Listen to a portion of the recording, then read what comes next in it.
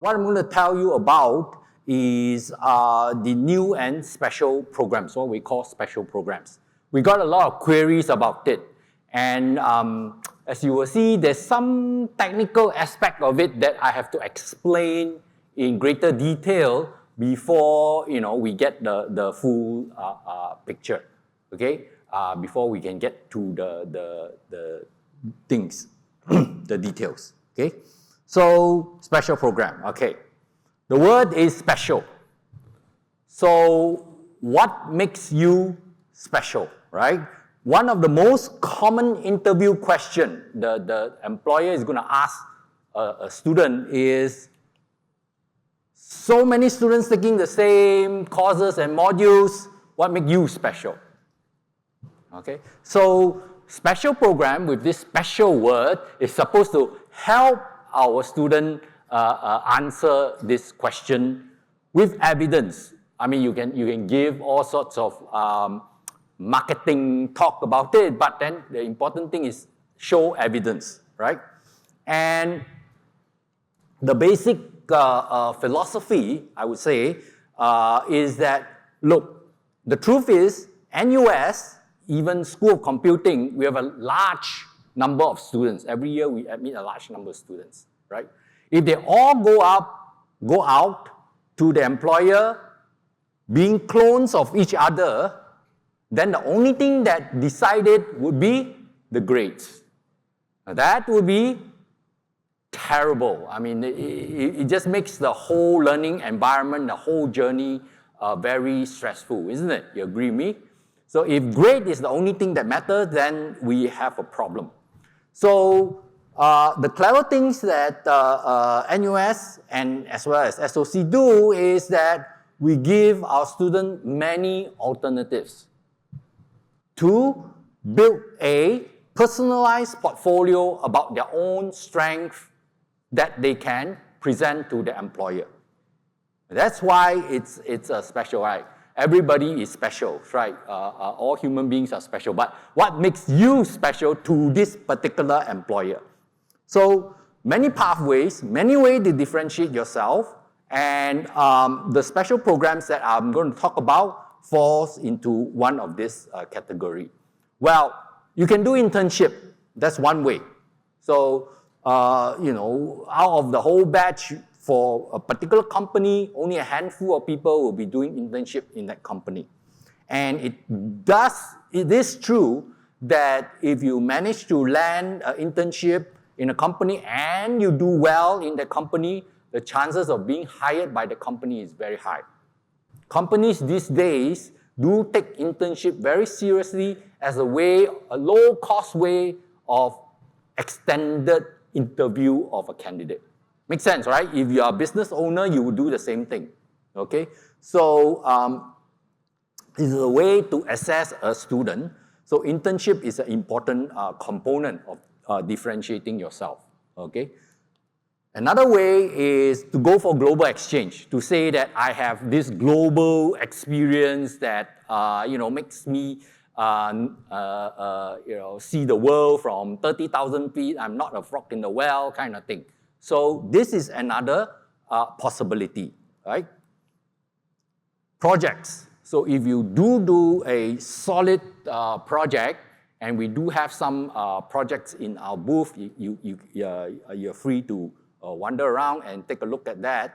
You will see that doing an interesting project is also an important way to differentiate yourself, to distinguish yourself. Competitions, you can take part in international competition. Of course, if you're a gold medal, that's distinguishing mark, right? You go to the Olympics of computing and then you win a gold medal there. Solid evidence. Nobody can dispute that kind of thing. So these are various means. What I'm going to talk to you about is more structured, that is offered within your course of study that you can do, okay? So do bear in mind, it's not that one thing is more important than the other or not. It's not about which is more important. It's more about what is more suitable for you, okay? Because if it doesn't fit you, even if you manage to get in, you will not perform well, and So what if you get into a prestigious something and then not do well in it? What's the point, okay? So in order to do that, then this is the part that I need to tell you about some technical aspects of it, because hidden in there are some trade-offs that you have to be aware of, okay? It sounds like, wow, everything is so good, I want to do everything. It's not possible. That we just provide more options and pathway that any single student can possibly do. Right? So it's not possible to do everything. So you have to see whether it fits you or not. So in order to go into the double degree programs and so forth, I need to tell you a bit about the basic of undergraduate degree in NUS, okay? So the basic degree, how do you claim your degree? You apply and you get into a degree program. Every degree program in NUS is structured in the following ways. So there is a part called a common curriculum. There's a big part called the program requirements. So the common curriculum, as the name implies, is common to everybody. Everyone has to take it. Okay? All NUS students have to take it. And part of it is the university level requirement, ULR. So everybody has to take it.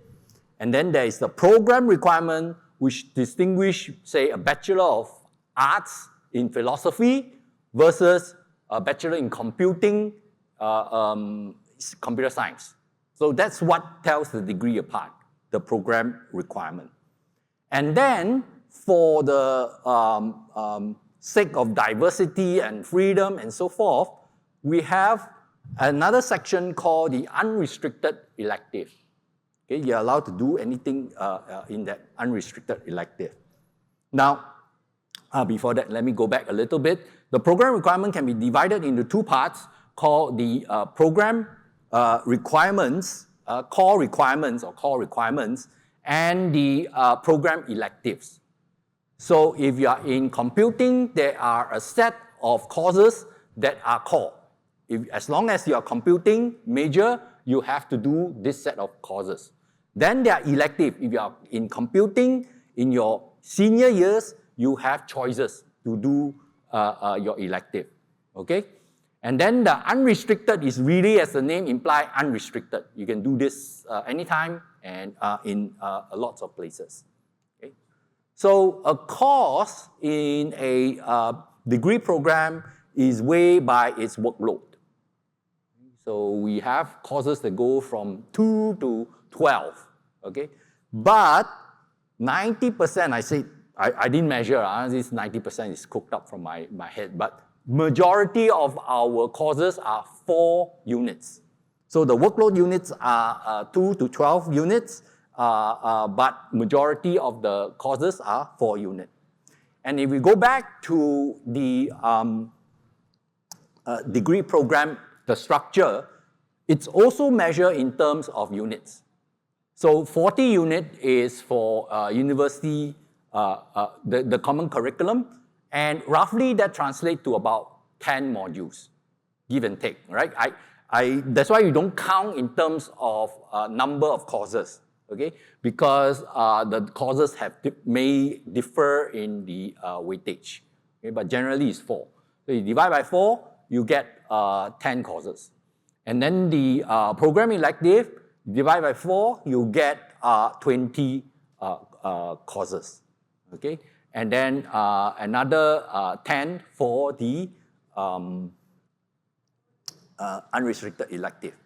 So in total, a degree program is about about 40 courses, but in terms of unit, it is 160 units.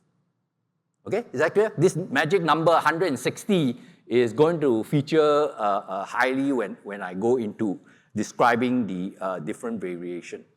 Okay, so it is within this structure, that means this is the master plan, this is the master structure, that everything else is will vary. Okay, you will see we vary the different components to arrive at different special programs. So it's roughly spread across 8 semesters or 4 years of study. Right? So the special program works within this framework. So today I'm very excited to announce a new program, special program. I'll start off with this Computing Innovators program. Okay. This program was so new that we could not work it into our application form, right? Just got approved. We're very excited about this, and the idea is motivated by this. Okay? How to power up your computing degree. The idea is that for those who want that little bit more, that extra, right? We want to emphasize on the innovation angle. That means these are people who are more creative and more innovative. We hope to be able to brand these people as more creative and more innovative of our class in general. Okay? So the mindset is very important, and we will be challenging them with real-world problems and attempt to make meaningful impact, right? So you can read for yourself the why, because computing is everywhere, and it really require us to be impactful and meaningful to society as a whole, right? And this badge, this branding of being an innovator amongst the students is the chief branding for this program, right? So roughly what it will entail is that anyone from our 6 programs can apply, all right? And this will allow them to have, okay, so we sneak into the common requirements and all these things. Some courses that we dictate you have to take if you are in this program. So there are 2 in the first year, and then 1 more in the final year. Okay, and then there are a discovery stage in the second year 2 onwards, and what this will allow is for students to find their innovative foothold. Where can they claim their innovative foothold? And to do that, at the end of first year, around the end of the first year, there will be a organized excursion to Silicon Valley. We find that, and this is true, we find that students who have this exposure, this is speaking from experience, students have gone over to overseas, especially to Silicon Valley, to other universities and so forth, they come back different. The worldview is different. Okay? So this is important. So we will give them this trip, we'll organize it, we'll open their eyes on what is happening on the ground, right? And then they will continue on to have modules that will require them to do projects that are with emphasis on innovation. There will be an innovation challenge, okay, that they have to fulfill. And then finally, at the end, there is a summary of everything, another module, where another course where they will be able to put all these things together and be able to articulate their achievements and where is their innovation found, okay? So we also will have mentors assigned to these students. There will be community living. We have secured places in Acacia College, as well as we are talking to other colleges as well, such that we can have a community of these students. So community building is important. And then we are negotiating with various, the overseas exchange are very competitive. Everybody wants to go on them. So we're trying to negotiate like priorities for our students in this program. And it's easy to identify them, right? You go to another, this is the honest thing. You go to another program even in NUS, let's say a student overseas program, and say that I want more of my computing students in there, then they say how many, right? So this will allow us to work, give us a scope to work with these students. All right, so in terms of the general degree structure, as I told you, there's the common curriculum, the program requirement, the program elective, and the unrestricted elective. 160 MC, the Computing Innovators program will fit within this 160 units, okay? 160 units. Sorry, my terminology is still, I'm trying to switch from the old terminology to a new terminology. So if I slip up, excuse me. Okay, so 160 units, it will fit within this, except that there will be tailor-made modules that you have to take if you're in this program, okay? And there will be a global immersion, innovation challenge, and then there's community building effort that we will also, that we expect this innovator programs participant to participate in, right? So who can apply? Like I said, the one problem was that this happened too late. We couldn't even put it into our application form. NUS IT said, no, absolutely no, too late, cannot put in. Okay, otherwise we have big problem.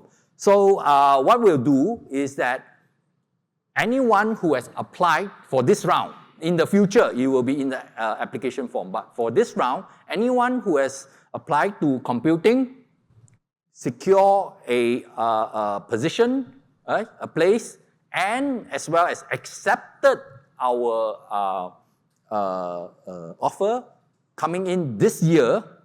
Okay, it's just, excuse me, I have to survive 1 year at a time. So coming in this year, okay, they will be invited to apply for this program. Okay, the details will be in the email that we'll send to these people. And not to worry if you are a returning NS boy, as long as you're matriculating this year, we will offer that to you. Okay. Next year onwards, we will fix the online system so that it's in line with the general online application procedure. Okay. So later on, I can take more questions about this. The next exciting happening this open house, that another new launch that I want to talk about is computing meets geography. Okay, and we have a new cross-disciplinary degree program. This first one, as far as I know, in SOC, in the NUS Computing. I don't know about other discipline, but in NUS Computing, we have a cross-disciplinary program, a brand new one that is coming up. That's targeting this, not too long ago. All this is like happening very fast. Not too long ago, right? In April, the minister announced this. It will happen on 1st of April. We will be having our own space agency, space capability. Okay, so this program called the Bachelor of Science in Geospatial Intelligence. This is a cross-disciplinary program co-hosted by Computing and Geography Department in the College of Humanities Studies. It's an interdisciplinary program that is targeting remote sensing, 3D data, location-sensitive information, and so forth. Okay, so this is a nice mixture of both. So how does it work? Again, this is 160 unit. the general structure, what will happen is that there will be about half of which will be taken up by a computing core, another half by the geography core, and then there will be a integrative problem solving in place of the electives. So this space is used up. So it doesn't cost you anything more than that 160 unit. So we make use of 160 unit, we take away that space. The trade-off is that you don't get program electives. You don't get to choose so much. It is already dictated, right? So you can apply as the same as per our ordinary online application process. It's on 19 March. We have a booth. We have people there who can entertain more questions later on if you are interested. Okay, it's called GIX. Okay. And latest happening was that this group of students are also eligible for the AI Talent Scholarship. Okay, so there's a scholarship possibility. Right? I mean, scholarship is competitive, so there's a possibility. Okay, the one that I get asked the most is double degree program. So a lot of students, especially those who did well for the A level, super confident, I want to do 2 degrees. One is not enough, I want to do 2. Okay? So that's the double degree program. But before you jump in, you have to read the fine print. Okay, so I'm going to tell you the fine print, what is happening. Okay, so the way it works is that if you look at our general framework, right? This is a general framework. We take that out, that portion out, and we bloat it up. So basically, you will have 2 degrees, degree 1, degree 2. There will be a home institution. There will be a home department, sorry. There will be a home department, and then there will be degree 1 and then the second degree, okay? And basically, you need to do the core and the elective from both degree, right? The common curriculum is common. Everybody takes it, so no difference. Unrestricted elective is the same. So that's the double degree structure is bloated up in the middle. And how much more? Well, for double honors, that means both your degrees are honors degree, then it takes about 5 years of study, okay? And it's about 200 units to graduate. Remember, previously it was 160, this is 200, 40 more units. 40 more units translate to about 10 courses. So you have to take 10 courses in addition to what an ordinary student will be doing, okay? So that's the ask. And we have, if you are honors in 1 degree, if you are going for honors in 1 degree, and then a general degree in the other, then it's 4.5 years and at least 180 unit to graduate. This at least part is written in such a way because depending on the double degree, the ask will be different. What will you take to get that second degree will be depending on what you're actually applying to. Okay? So it may be more, but it will at least be this number. Okay? In computing, we have this double degree, okay? And we have the double degree for AI and maths, business analytics, information system. This now is called the business AI systems and economics, business analytics and business admin, computer science and maths, and computer science or biz AI with biz admin and accountancy. Sorry, the website was not updated. I go and cut and paste from the website and then it's still not updated. But you take IS, information systems, to be business AI systems, okay? So this is the structured ones. That means we have the experience, we have negotiated with the partner, our counterpart, for how this thing is to work. It's already planned out. We have a plan for it. If you so choose, the university says that you can design your own double degree, okay, between computing and another discipline. But I have to warn you that it's probably, you have to jump through a lot of hoops, okay? It's not so simple. There's a lot of constraints that I cannot even begin to tell you, okay? All sorts of rules and constraints and conflicts that will come together. So the 5 is our recommended ones, okay? Our recommended ones. So how do you apply for a double degree? You can apply at admission time, okay? That's called direct admission if you're interested. And then you can also in-progress application. That means you have got into the one of the degree, let's say business analytics, and then you want to do business admin, BBA, a second degree, you can do that, okay? Next, double majors, very related, but later on you will see the difference, okay? And I want to cover this first before talking about the trade-offs. So suppose you are considering what are the trade-offs. A double major. So what is a double major? This is again back to our general framework with program requirement, program elective, and unrestricted elective.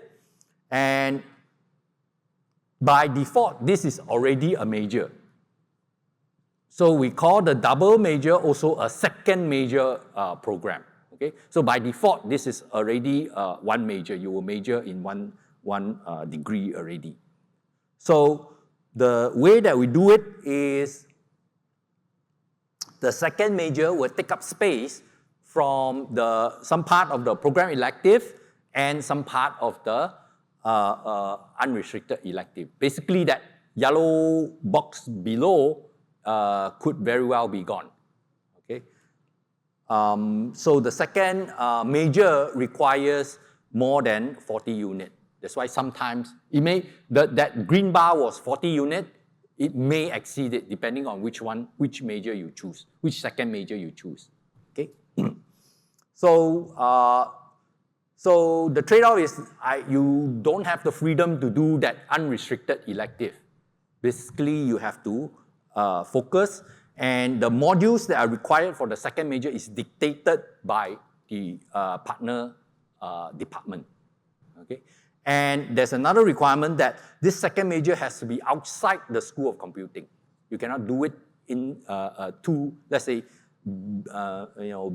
business analytics and then InfoSec. No, that's not acceptable. It has to be outside. Okay, so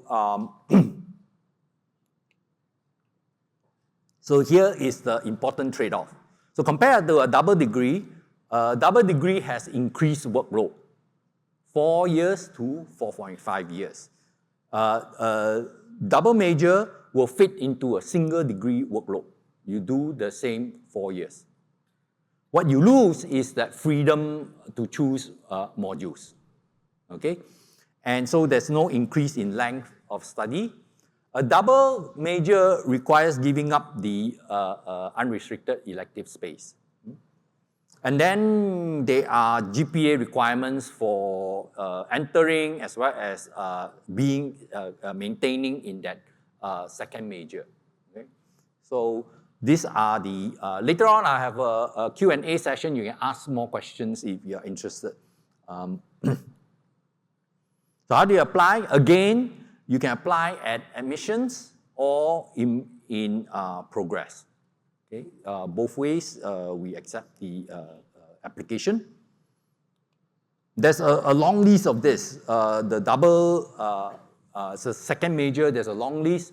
You come to our website. I don't remember all the entire list, also it's so long. So come to our website, you can see the full list of second major. And then in addition to that, you can also do a minor.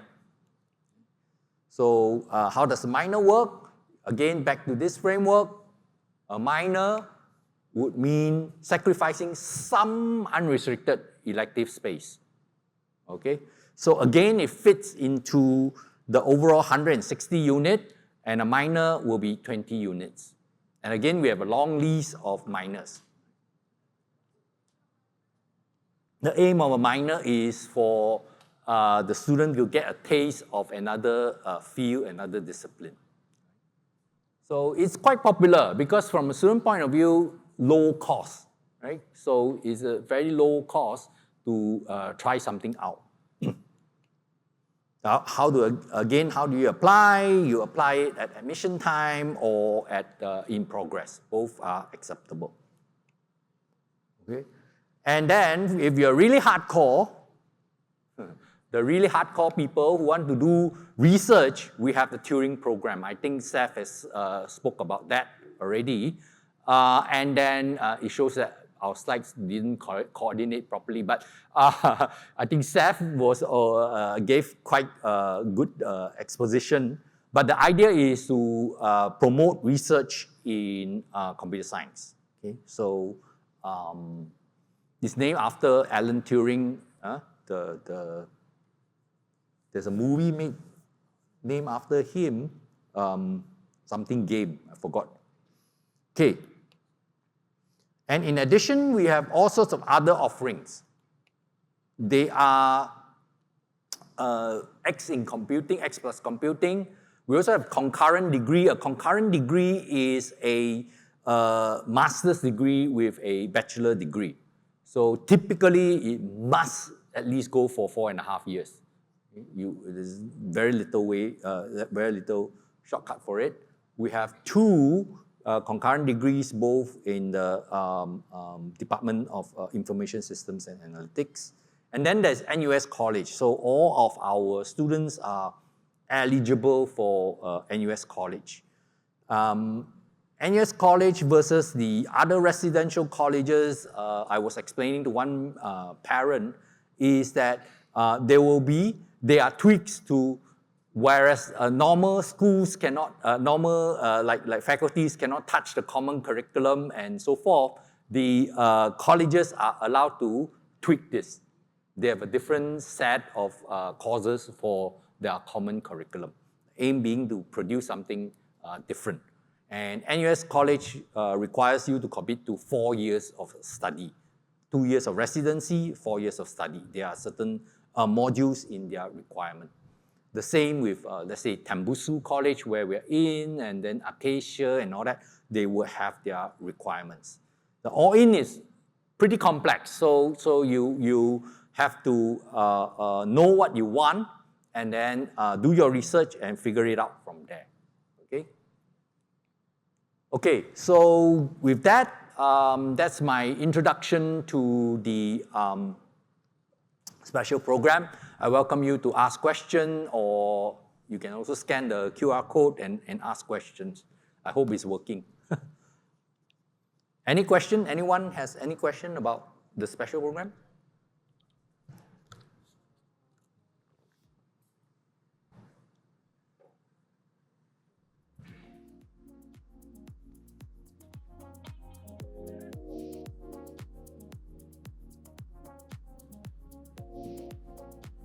You can raise your hand if you have any questions and we'll pass the mic to you. Yeah.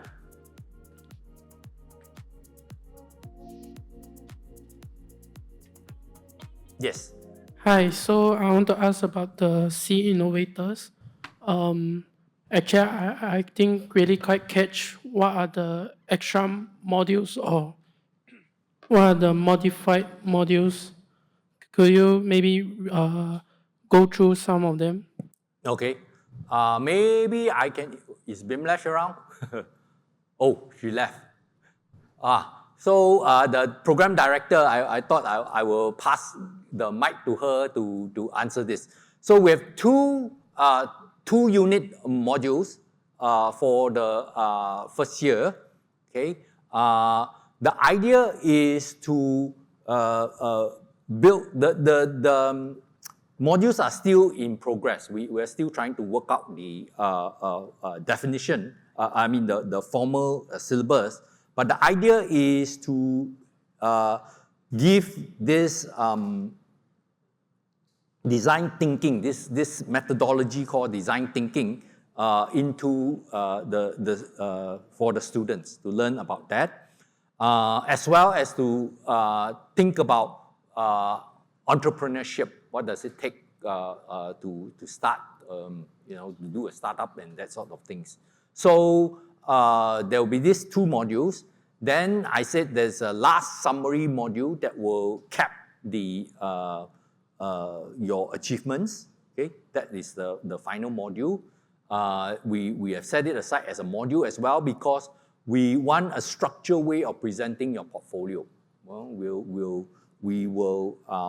the students will go through all sorts of projects, and then at the end of the day, we do a reflection to summarize and crystallize all this lesson learned. Okay, and to be able to voice to the world that, hey, this is what I went through, this is what I learned, so that your potential employer can judge on that. Okay. Then, in addition, I told you about the global immersion journey course, and then the Acacia College, and there's an innovation challenge, which is a project that will be done in a particular way that will challenge the students to come up with solutions to existing problems. For that problem, we're tying up with actual NGOs, right, and companies to define those problems. SG Innovate is one of the partners we're talking to. So we're working on all this to put together this. But important point is it will still be within that 160 unit. It will not lengthen it's just tweaking your experience and journey through that 160 unit. Oh, thank you. But so if you join the C Innovators, then by default you also join the Acacia College, is it? You will have an option to join Acacia College. Okay, thank you.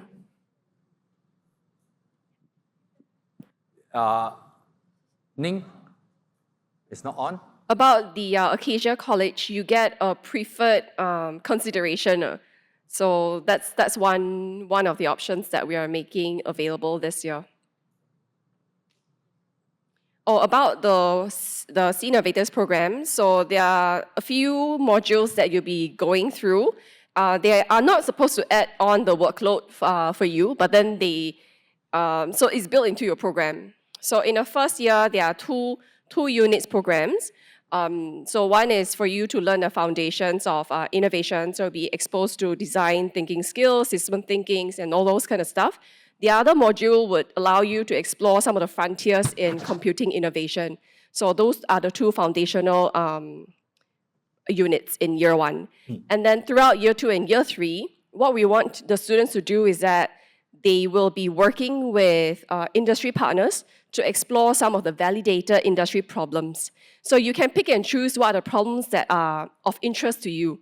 Then you'll be able to partner with whether it's industry partners or research fellows or our teaching faculty members to go into an industry-focused pathway or a more research-focused pathway. So you have about 1 year to complete that, and you can do it in either year 2 or year 3.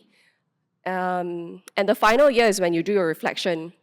So built upon, these are the modules with credit-bearing ones, but then there are also others that we've built into your breaks, your semester breaks. So at the end of year 1, you will get to explore a global immersion experience, and that's about 1 to 2 weeks long at some of the top entrepreneurial hubs in the world. So you'll be able to guess some of the more exciting ones.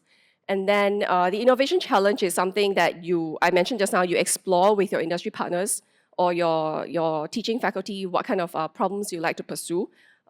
And you get one-to-one mentored coaching. Yeah, so that's basically the C Innovators program. So the whole purpose of this program is to help imbue and instill more entrepreneurial thinking in the students. You have a very strong technical foundation built already into your program, but we want to expand your horizon. So there are many other things that you should explore, and you should definitely take this chance to look into it. To add on, I think important thing is also branding. That means the conscious mindshare, meaning that from day 1, you know that we're looking for innovation, we're looking for entrepreneurship, okay? And with that motivation, it will set you, constantly, at least searching in that general direction, right? Rather than, oh, I'm just studying, passing courses and scoring A's and that sort of thing. No, we set a particular agenda and nudge you along in that way. So the number of modules is not that many. I mean, even compared to a minor, it's not that many. But hopefully it will be coordinated enough and spread over the years, starting from very first year, to be able to nudge you in that direction. Okay? Thank you. Let's move on to the next question. Yes. Hello. Hi, Professor. Thank you very much for your speech. Thank you. I want to ask you about what the NUS School of Computing sees the future of computing. Because currently, if we look at recently the salary survey result, right? Definitely compared to arts, science, and other majors, computing graduates, fresh graduates get about 5,500, right? It's 6,000. Yeah, I mean, it depends on what result you're looking at. But however, if you know, like currently the hottest topic is artificial intelligence. Like if you look like recently, a few weeks ago, from ByteDance, they released the C-Dance 2.0. The AI engine has been disrupt the whole world of the video creating industry. So for instance, if you study in media, digital media major, probably before you graduate, you're already useless. And also vibe coding, all this has been replacing certain engineers, programming engineers, software programmers in the industry. There are companies in the industry already like, instead of rather hire 5 programmers, they probably hire 1 or 2 programmers and use the AI assist coding. So what would be the future of the computing you see in Singapore? Because currently in the computing world, the only 2 countries that is the superpower is China and US. Singapore are very small. We don't have a strong industry per se. So we are more like a user or follower. So how can NUS School Computing, like what you see the computing in Singapore in future and computing in future in general, and how the student, they will still be relevant after 4 years, whereby like every few months there's new DeepSeek, OpenAI, new model coming out. Right. It will be game changing again. And then 4 years later, you will probably not be useful anymore. Yeah. So for that, let me invite our dean. Because actually I answered this question in the morning, but probably this gentleman didn't attend it. So I give another person a chance to say that. Dean Tulika, Professor Tulika. Okay, so I think that's a very pertinent question, and I think that's on everybody's mind today. That does it make sense to do computing when a lot of things can be done by AI? Now, I want to say first that computing was never about just coding, and so you can see our hashtag more than coding, and so it was about solving problems, and it was about critical thinking. Right, and so what we try to do is that we actually try to teach you the fundamentals that will carry you throughout your career. But on top of that, you really need to apply your imagination. You need to sort of think about the problems that you want to solve, and how do you break it up into smaller parts. And the most important part is the judgment, right? So I use Codex, for example, which is one of the tools that you can use in order to do vibe coding, so-called. And it's very good, but I can say that if I did not do my computer science degree, I will not be able to use it so effectively, right? And so, you need to be able to have the fundamentals so that you can look at the results and you can decide, does it make sense, or it completely doesn't make sense. So that judgment and taste is something that you actually develop as a computing graduate. And the more interesting thing what is happening is that a lot of industry where we previously could not do software development, something like manufacturing and things like that, where they previously could not afford to have software developers, now because because the cost of development is going down. So, you guys can actually become sort of embedded into those industries. So this is a new role that's called forward deployment engineers. So basically, you know how AI works, and you go into an industry, be it manufacturing, be it finance, and then you try to kind of work out their workflow against AI, right? So you become more relevant, not necessarily just in tech industry, but also in any other industry that requires this kind of skills, right? So that's I think future-proofs the computing graduates. In fact, the kind of skills that you develop is becoming important across all industries, and you are not just restricted to the big tech, right? So that's why we feel that if you are adaptive, if you are curious, and if you are, you can keep up with the changes, then that's very good. In fact, I think just yesterday, I think, we announced a partnership with OpenAI. So all of our students will have access to the same enterprise-grade AI tool, and in particular the coding tools like Codex. So you will be able to use it in our, and it's not just we are giving you access. Of course, access is one thing, because we want to make sure it's everybody has access to the same kind of industry strength tools. But also we are integrating it into 30+ courses within our computing program to start with. So you will learn how to use the tools. You will learn where they fail, where they work, and how you can make that better. So we do hope that that actually keeps makes you an AI native graduate, and yeah. Okay, thank you, Dean. There are a few questions online, so before we run out of time, I'd like to take a quick stab at them. First is, say I get a double degree or double major program after admission, can I still opt out or take the original major with the unrestricted modules? Yes, you can make changes along the way. Okay. Second, sorry, can you explain the Turing program again? Okay, so the Turing program is targeting the research, those who are interested in research. The students will be partnered with the professors' research groups. You will have attachment, or as it were, work with the research groups. There are also special modules that were tailor-made for this program that includes how to do research, what is good research, what is bad research, and basically the research methodology. And then there will be project modules as well. The aim is to really brush up on the research capability of the student. Probably good for if they are interested in graduate school or to enter into a corporate lab. Okay, so that's the Turing program.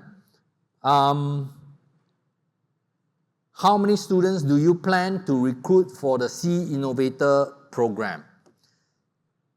Small number. We want to keep it small for a very honestly practical reason.